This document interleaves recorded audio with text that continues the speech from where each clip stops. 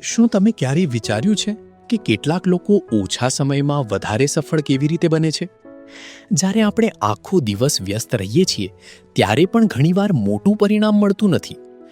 Richard કોચની book the 80-20 principal આપણને શીખવે છે કે સફળતા માટે બધું કરવું જરૂરી નથી, પરંતુ એ 20% કામ ઓળખવું જરૂરી છે જે આપણને 80% પરિણામ આપે છે.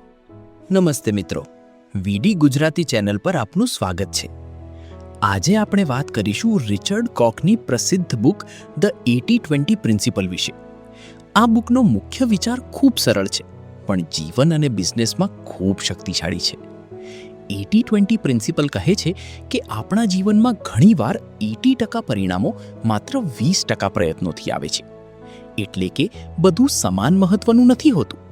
થોડા જ કામ, થોડા જ લોકો, થોડા જ નિર્ણય આપણા જીવનમાં સૌથી મોટો ફેરફાર લાવે છે. ઉદાહરણ તરીકે, તમારા 20% ગ્રાહકો કદાચ તમારા બિઝનેસના 80% નફો આપે છે. તમારા 20% કામ કદાચ તમારા 80% પરિણામો બનાવે છે.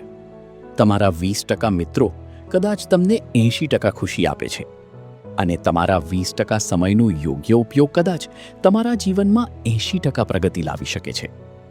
રિચર્ડ કોક કહે છે કે સફળ લોકો વધુ કામ કરીને સફળ થતા નથી, પણ તેઓ સાચા કામ પર ફોકસ કરીને સફળ થાય છે. આ બુક આપણને શીખવે છે કે બધું કરવાની જરૂર નથી, પરંતુ જે સૌથી વધુ અસર કરે છે તેને ઓળખવાની જરૂર છે. જો તમે અમારા ચેનલ પર પહેલીવાર આવ્યા હો તો તરત જ ચેનલને સબસ્ક્રાઇબ કરો અને વિડીયોને પણ તરત જ લાઈક કરી દો. અમારું ચેનલ યુટ્યુબના શ્રેષ્ઠ ચેનલ્સમાંથી એક છે. ચાલો શરૂ કરીએ. 1. બધું મહત્વનું નથી.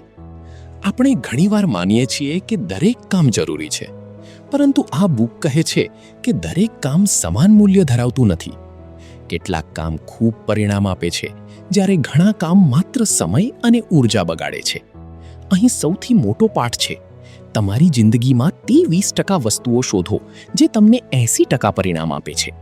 જો તમે વિદ્યાર્થી છો તો દરેક ટોપિક સમાન મહત્વનો નથી. જે ટોપિક પરીક્ષામાં વધુ માર્ક્સ અપાવે છે તેના પર વધુ ધ્યાન આપો. જો તમે બિઝનેસમાં છો તો દરેક પ્રોડક્ટ કે ગ્રાહક નફાકારક નથી. સૌથી વધુ નફો આપતા ગ્રાહકો અને પ્રોડક્ટ પર ફોકસ કરો. 2. ઓછું કરો પણ સારું કરો. આ બુકનો બીજો મહત્વનો વિચાર છે, લેસ ઇઝ મોર. એટલે કે ઓછું કરવું ખરાબ નથી જો તમે યોગ્ય વસ્તુ કરો છો.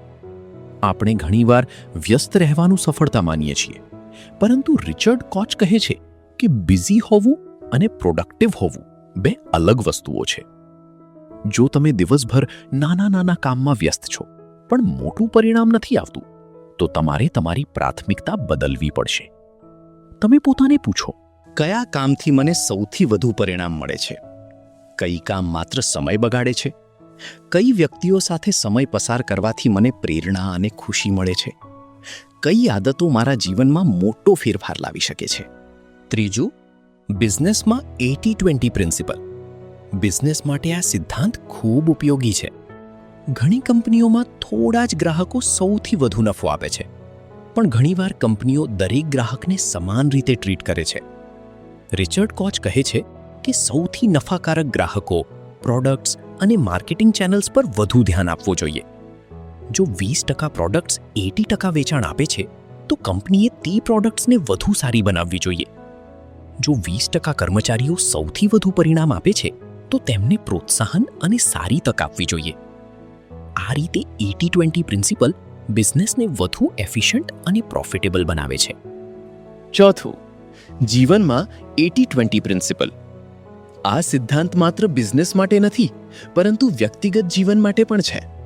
તમારી ખુશી, સંબંધો, આરોગ્ય અને સમય વ્યવસ્થાપન માટે પણ તેનો ઉપયોગ કરી શકાય છે. તમારી જિંદગીમાં જુઓ, કઈ પ્રવૃત્તિઓ તમને સાચી ખુશી આપે છે? કયા લોકો તમને પોઝિટિવ એનર્જી આપે છે? કઈ આદતો તમને વધુ હેલ્ધી અને કોન્ફિડન્ટ બનાવે છે? પછી એ 20% વસ્તુઓ પર વધુ સમય આપો, અને જે વસ્તુઓ તમારો સમય, ઊર્જા અને શાંતિ બગાડે છે તેને ધીમે ધીમે ઓછું કરો. 5. મુખ્ય સંદેશ. ધી 80-20 પ્રિન્સિપલ આપણને શીખવે છે કે સફળતા માટે દરેક કામ કરવાની જરૂર નથી. સફળતા માટે જરૂરી છે સાચા કામ ઓળખવા અને તેના પર ફોકસ કરવું. તમારા જીવનમાં થોડા જ નિર્ણયો સૌથી મોટો ફેરફાર લાવે છે. થોડા જ સંબંધો તમને સાચી ખુશી આપે છે. થોડા જ કામ તમને સૌથી વધુ સફળતા આપે છે. એટલે રોજ પોતાને એક પ્રશ્ન પૂછો, મારા કયા 20% પ્રયત્નો મને 80% પરિણામ આપી રહ્યા છે? જો તમે આ પ્રશ્નનો સાચો જવાબ શોધી લેશો તો તમે ઓછા સમયમાં વધુ પરિણામ મેળવી શકશો, ઓછા તણાવ સાથે વધુ સફળ બની શકશો અને તમારી જિંદગી વધુ મીનિંગફુલ બનાવી શકશો. તો મિત્રો, રિચર્ડ કોકની બુક ધ 80-20 પ્રિન્સિપલનો સૌથી મોટો પાઠ એ છે કે જીવનમાં ક્વોન્ટિટી કરતાં ક્વોલિટી વધુ મહત્વની છે. વધુ કામ કરવું નહીં, પણ યોગ્ય કામ કરવું, એ જ સાચી સ્માર્ટ સક્સેસ છે. આજથી તમારી જિંદગીમાં 80-20 પ્રિન્સિપલ લાગુ કરો.